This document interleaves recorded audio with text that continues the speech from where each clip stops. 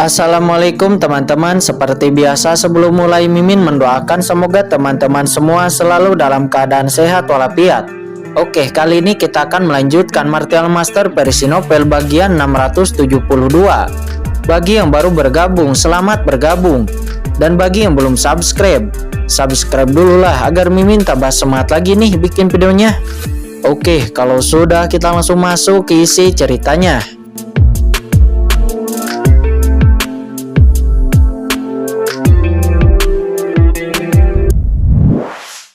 Menyipitkan matanya, puncak tahap air alam suci bumi lainnya muncul. Itu adalah penguasa kota Tianwei, ayah dari Sui Xingyun yang bernama Sui Wudao. Anaknya Sui Xingyun yang juga telah dikalahkan oleh Qin Chen dan mengekstraksi asal-usul suci buminya. Kota Tianwei menyapa kota Changshuan. Begitu penguasa kota Tianwei itu muncul, matanya langsung menyapu ke arah Qin Chen. Kali ini saya datang dari kota Tianwei, bukan untuk mencari harta karun kota Changshuan, tetapi untuk mendapatkan keadilan untuk putraku Sui Xingyun. Selama penguasa tuan kota Changshuan menyerahkan pelakunya, lelaki tua ini akan segera pergi. Kalian berdua berani menggertak saya di kota Changshuan saya, kata penguasa kota Aoli dengan mata yang dingin. Aoli, jika kamu tidak menyerahkan pembunuhnya, bukankah kamu ingin berperang dengan dua kota besar kami? Kata Gu Liusen, dia mencibir. Jika kamu ingin memulai perang, maka lakukanlah. Kali ini energi jahat dari harta karun Gunung Wanhua telah berubah. Kota Changshuan saya memiliki pertempuran yang menentukan untuk memperebutkan harta karun, kata penguasa kota Aoli. Arogan, hari ini lelaki tua ini ingin melihat dari mana keberanian penguasa kota Aoli sehingga berani melindungi para penjahat. Saya beritahu Anda, jika Anda tidak menyerahkan pembunuhnya hari ini, keluarga Ao Anda akan hancur. Sebuah suara dingin terdengar dari arah barat laut dan sekelompok ahli menakutkan lainnya muncul. Ini adalah sekelompok Master Top dan pemimpinnya ternyata adalah puncak tahap air alam suci bumi. Orang ini juga adalah penguasa kota dari kota terdekat di kota Changshuan yang bernama kota Pengyun, yang termasuk dalam tingkat penguasa Yunzhou. Ketiga kota besar itu memimpin banyak master dan menuntut penguasa kota Aoli untuk menyerahkan Qin Chen. Untuk sesaat seluruh tempat dipenuhi dengan suasana teror yang melanda. Aoli, orang-orang dari tiga kota besar berkumpul hari ini bukan untuk menindasmu, tapi untuk mencari keadilan. Anda pertama-tama serahkan Qin Chen itu, dan kemudian berikan kompensasi kepada tiga kota besar. Ketiga master teratas dari ketiga kota besar itu bergabung untuk memaksa penguasa kota Aoli. Melihat itu, semua master dari kota Changshuan mengubah ekspresi mereka. Tuan kota, jika orang-orang dari tiga kota besar itu benar-benar bergabung, saya khawatir kota Changshuan kita akan berada dalam bahaya. Beberapa orang kepercayaan semuanya mulai menyampaikan pemikiran spiritual kepada Aoli. Hahaha. Tiba-tiba Qin Chen tertawa terbahak-bahak. Kota Tianwei, kota subkuno, kota Pengyun, tiga master teratas yang tak tertandingi datang kepada saya sebagai seorang pemuda, keahlian yang luar biasa. Tetapi karena Anda ada di sini, tidak ada yang salah dengan itu. Lalu bagaimana jika Anda memiliki kemampuan? Masuki lembah ajaib ini untuk mengejar saya. Biarkan saya melihat apakah Anda dapat membunuh saya. Tuan kota Changshuan, jangan khawatir. Tuan muda ini tidak akan pernah membiarkan siapapun melawanku. Siapapun yang berani memprovokasiku pasti tidak akan berakhir dengan baik, kata Qin Chen. Setelah Qin Chen mengatakan itu, tanpa menunggu Aoli dan yang lainnya berbicara, dia terbang keluar dari Bahtera Nuh dan langsung tenggelam ke lautan energi iblis Yama yang tak berujung, kemudian menghilang tanpa jejak. Qin Chen! Ao Qingling berteriak, tetapi sudah terlambat. Dia tidak berani keluar dari Bahtera Nuh dan hanya bisa melihat Qin Chen menghilang. Pergi, ayo masuk lembah terlebih dahulu ketika kita mendapatkan harta karun dari iblis Yama dan menerobos alam suci surgawi. Ketiga kota ini, kursi ini akan mengurusnya, kata Aoli. Dia meraung. Kemudian dia mendesak Bahtera Nuh dan bergegas langsung ke lembah. Aku tidak mengira anak itu akan memiliki keberanian untuk pergi sendiri. Dengan cara ini, rencana kita akan sedikit gagal, kata Sue Sudao, matanya sedikit tenggelam. Namun tidak peduli apapun, mereka harus mendapatkan harta karun dari Iblis Yama dan juga membunuh Qinchen. Ayo kejar, jangan beri Auli itu kesempatan untuk mendapatkan harta karun. Dengan raungan, para pemimpin dari penguasa 3 kota itu membentuk 3 formasi besar dan langsung mengguncang lembah dan masuk ke dalamnya. Pada saat ini, Qinchen pertama kali memasuki warisan klan Iblis Yama. Kota Changsuan, kota Tianwei, kota Subkuno, dan kota Pengyun juga segera masuk. 4 kekuatan utama mengerumuni lembah. Setelah Qinchen dan yang lainnya memasuki lembah satu demi satu, saat ini di luar pegunungan Wanhua, banyak bayangan gelap tiba-tiba muncul.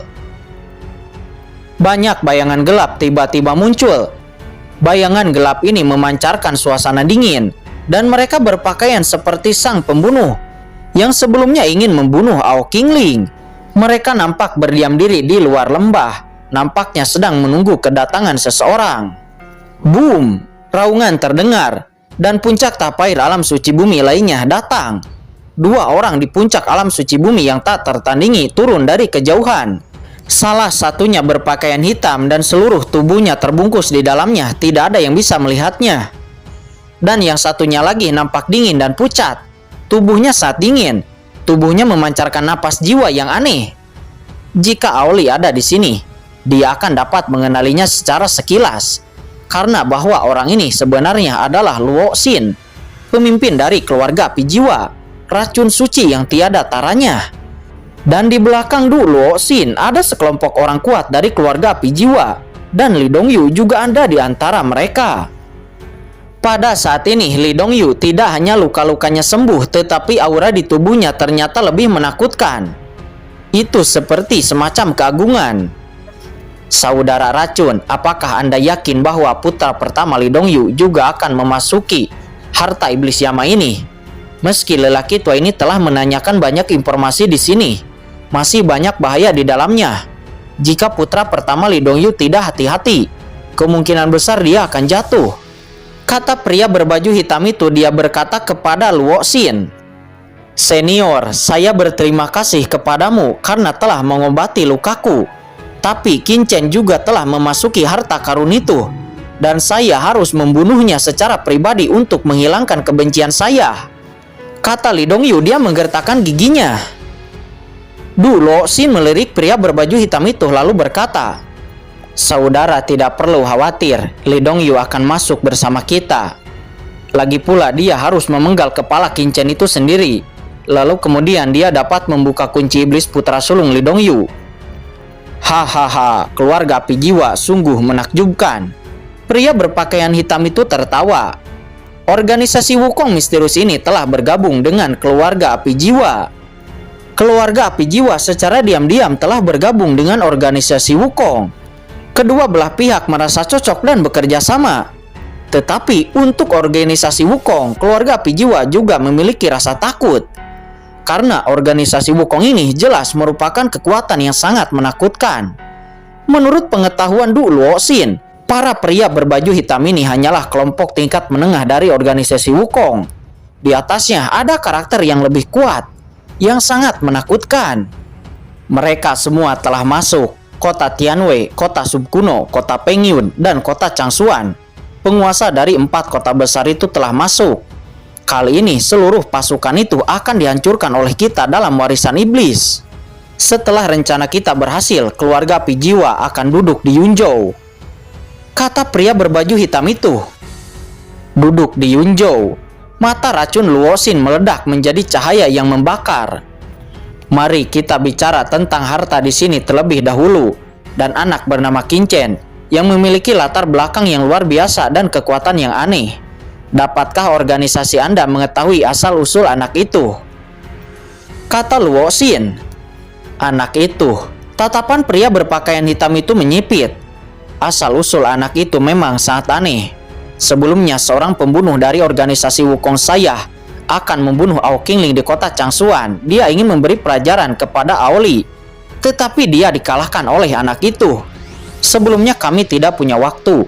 Setelah mengadakan penyelidikan, asal-muasalnya memang sangat misterius. Tempat dia pertama kali muncul adalah sekte lonceng kuno di luar kota Changsuan. Kemudian dia memasuki kota Changsuan, lalu mendirikan kekuatan yang disebut Papiliun Cendi. Saya mendengar bahwa anak ini juga adalah seorang master alkemis dengan prestasi luar biasa, dan tampaknya berasal dari kekuatan tertinggi, bahkan pewaris dari guru suci, kata pria berbaju hitam itu. Dia berkata dengan sungguh-sungguh.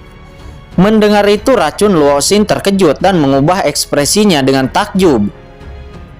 Apa, pewaris guru suci? Karakter seperti itu, bagaimana keluarga api jiwa saya berani menyinggungnya?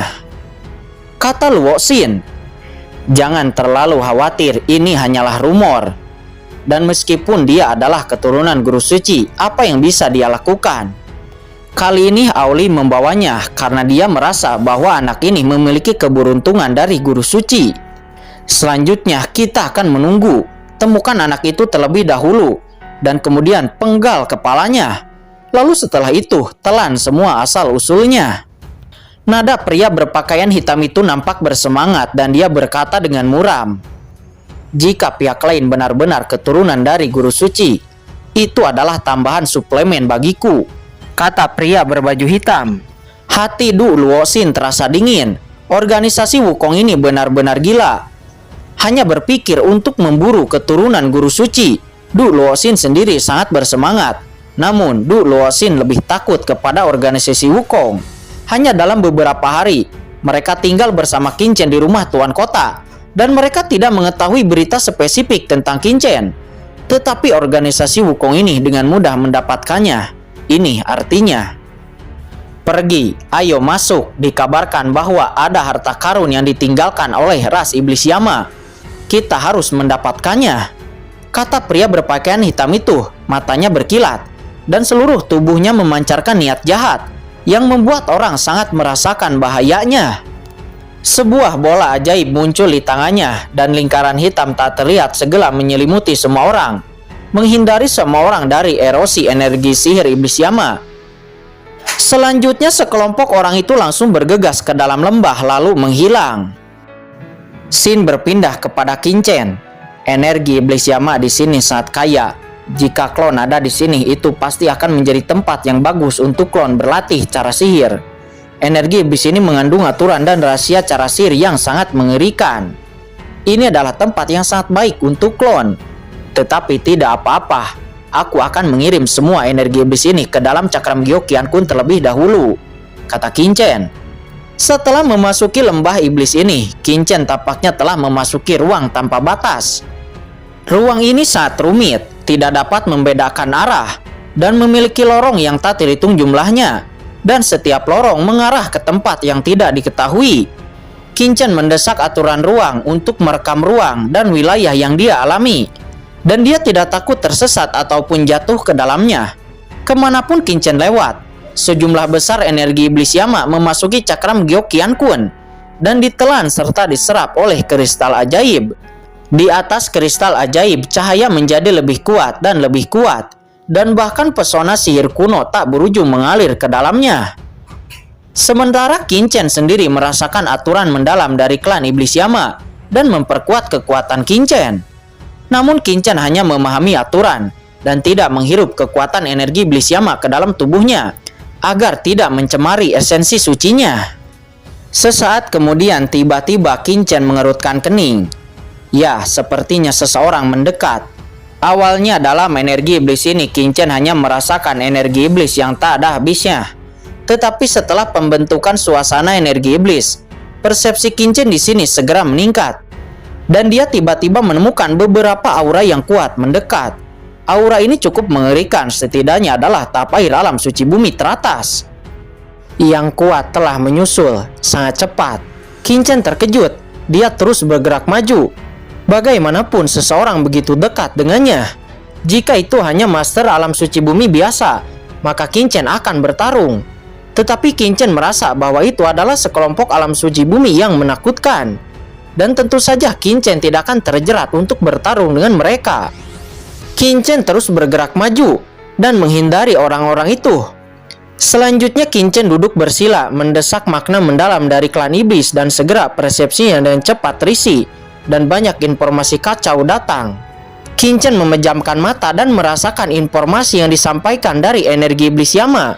Tiba-tiba Qin merasa bahwa di ruang di depan mayat berserakan di mana-mana. Dan Qin juga melihat pemandangan di zaman kuno bertahun-tahun yang lalu ketika klan iblis Yama berperang melawan banyak master manusia. Tiba-tiba Qin menemukan bahwa di ruang yang dalam di depan, aura iblis Yama sangat kuat dan telah mengalami transformasi dan secara tak terduga memperoleh sesuatu yang mirip dengan aura aslinya. Sosok Qin kemudian langsung melesat dan masuk ke dalam ruang itu. Begitu Qin masuk, energi iblis Yama yang begitu kuat seketika menyapu ke arah Qin. Energi iblis ini sangat kuat, bahkan orang di tahap akhir alam suci bumi harus berhati-hati. Jika tidak, maka dia akan terkorosi. Tetapi Qin tidak takut. Cahaya ajaib di tubuhnya mekar seolah-olah berjalan di tempatnya sendiri. Selain itu, energi iblis ini lebih halus dan kekuatan ras iblis Yama yang terkandung di dalamnya sangat halus. Nah, energi magis semacam ini lebih membantu klon. Kata Qin, dia sangat bahagia di dalam hatinya. Dan kemudian dengan cepat menyerap energi magis ini dan menuangkannya ke dalam cakram Gyokian Kun.